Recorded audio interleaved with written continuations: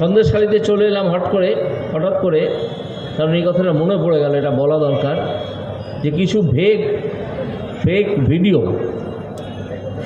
Video তৈরি করেছে তৃণমূল কংগ্রেস, সেইগুলো ছড়াচ্ছে এটা দেখানোর জন্যে যে সন্দেশখালীতে কিছু হয়নি। তো সন্দেশখালীতে কী কী হয়েছিল আমরা কি জানি? প্রথমে আমরা কি জেনেছিলাম?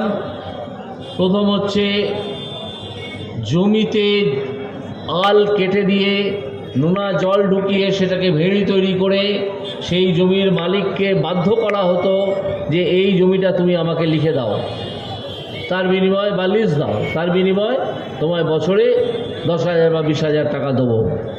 এই ঘটনা একের পর এক ঘটেছে। তারপরে এলো মহিলাদের শ্লীলতাহানি এবং পিঠে খাওয়ার কথা। এটা আপনারা নিশ্চয়ই জানেন যে পিঠে কিভাবে তৈরি করার জন্যে একটা পরিবারের তরুণী বা যুবতীকে তুলে নিয়ে যেত ওই শাহজাহান বাহিনী এবং তারপর তাদের ক্লাবে এবং তাদের পার্টি অফিসে নিগ্রহ করত। তারপর এলো শাহজাহান বাহিনীর আরও বিভিন্ন দুষ্কৃতই খবর। দেখা গেল বিজেপির 5 জন মানুষকে মেরে ফেলা হয়েছিল পোস্ট পোল ভায়োলেন্স বলে আমরা যাকে জানি। 2021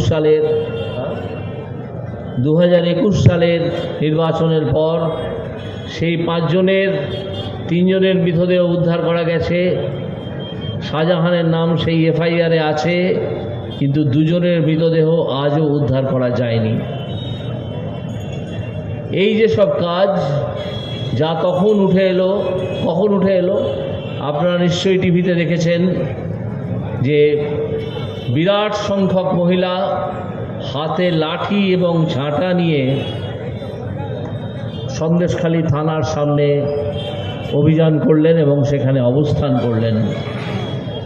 আজকে তৃণমূল বলছে যে সব মিথ্যা।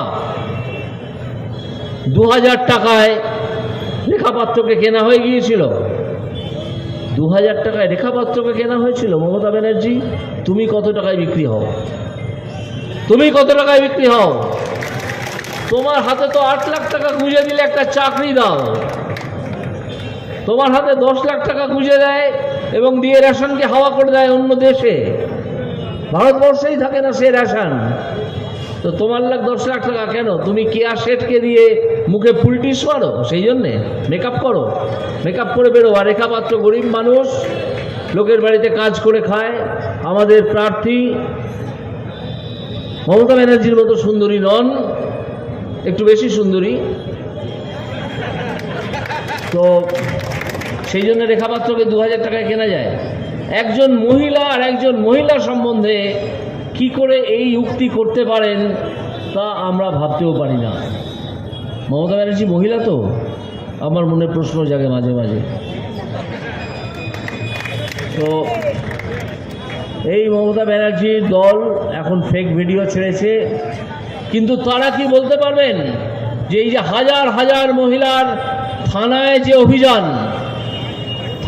অভিযান সেই অভিযানে হাজার হাজার যে মহিলা জড়ো হয়েছিলেন সবাই মিথ্যে টাকা নিয়ে গিয়েছিলেন, সবাইকে কিনে নিয়ে যাওয়া হয়েছিল।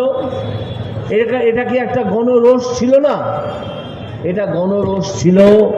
এবং এই যে ছবি আমরা টেলিভিশনে দেখেছিলাম যখন সন্দেশখালীতে আন্দোলন হচ্ছিল, যে হাজার হাজার মহিলা প্রতিদিন ঝ্যাঁটা এবং লাঠি নিয়ে থানার সামনে যাচ্ছে, এটাই সত্য। তোমার বানানো ভিডিও সত্য নয়। তুমি ভিডিও বানিয়েছো, বলছো জাল, বলছো ভাইরাল ভিডিও। ও ভাইরাল কাঁচকলার ভাইরাল।